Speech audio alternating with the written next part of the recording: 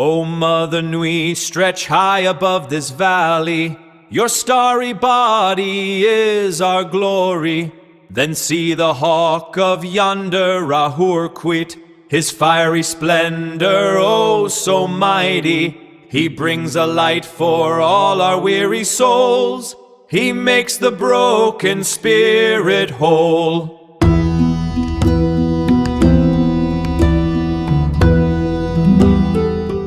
So if you bite into an apple and it's just violently bitter, your body's gag reflex kicks in immediately. Right. And you just spit it out. Yeah, exactly. It's a hardwired biological defense mechanism. It's literally there to keep us alive. Right. But what happens when the poison tastes perfectly sweet? Welcome to today's deep dive, where we are unpacking a really profound African proverb. It basically says, the man who is not killed by poison will be killed by the sweet tongue.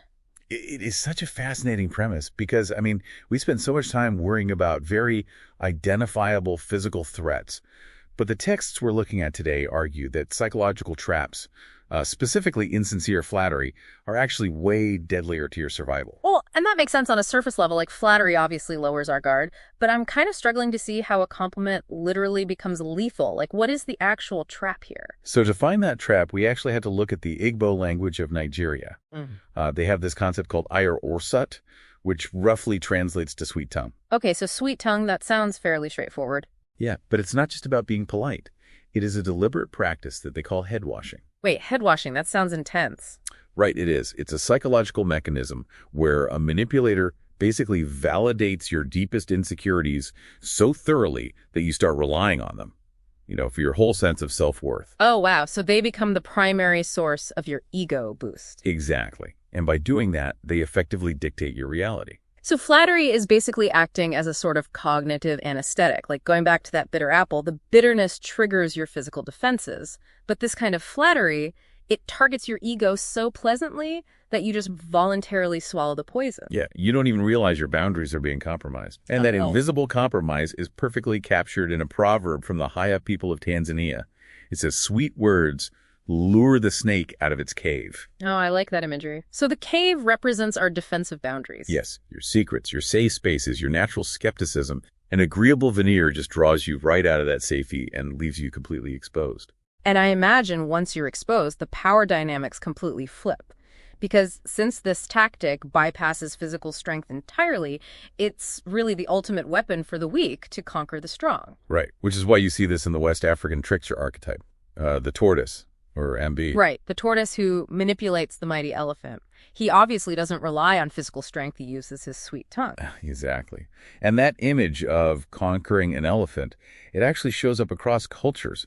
There's a really striking Middle Eastern parallel that says, by a sweet tongue, you can drag an elephant by a hair. Wow. Drag an elephant by a hair. That is incredibly evocative. It really is. It relies on this imagery of an oily lip. So the lies slide in effortlessly, without any friction at all. And they slowly weave a net around the victim's feet until they're totally trapped. But hold on, let me push back on this for a second. If we villainize everyone who speaks nicely to us, aren't we just punishing basic politeness? Like, how do you actually separate a trickster's net from just, someone being diplomatic or kind? That is the million-dollar question. And that boundary between kindness and manipulation is exactly what ancient Indian wisdom texts, the Sanskrit Subhashitas, as well as biblical proverbs, try to define. Okay, so how do they define it?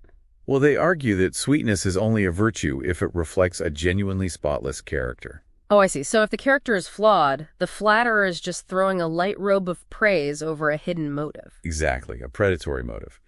Empty praise is a trap. The texts actually argue that harsh, constructive criticism is life-giving medicine, whereas excessive agreement is dangerous. Which means we probably all need to take a pretty hard look at the yes men in our lives. Like if someone is constantly agreeing with you and showering you with excessive praise, they might just be positioning you for manipulation. Definitely. And this tactic scales up massively, too. If we look at historical South African laments, they described colonial civilization itself as a sweet tongue. Wait, so the concept of civilization was used as a manipulative tool? Yeah, it arrived wrapped in these lovely words about progress and education. But that sweet tongue secretly masked the venom of societal disintegration and control. Massive social structures literally utilize this exact tactic to disarm entire populations. That is terrifying, but incredibly relevant. So as you step back into your day, ask yourself this. What modern institutions, algorithms, or social media feeds are currently head-washing you? The great question, what platforms are serving you customized, intensely sweet experiences that are designed specifically to bypass your critical faculties? Because the most dangerous toxins aren't the ones that trigger your gag reflex. Right, they're the ones you willingly drink just because they taste sweet.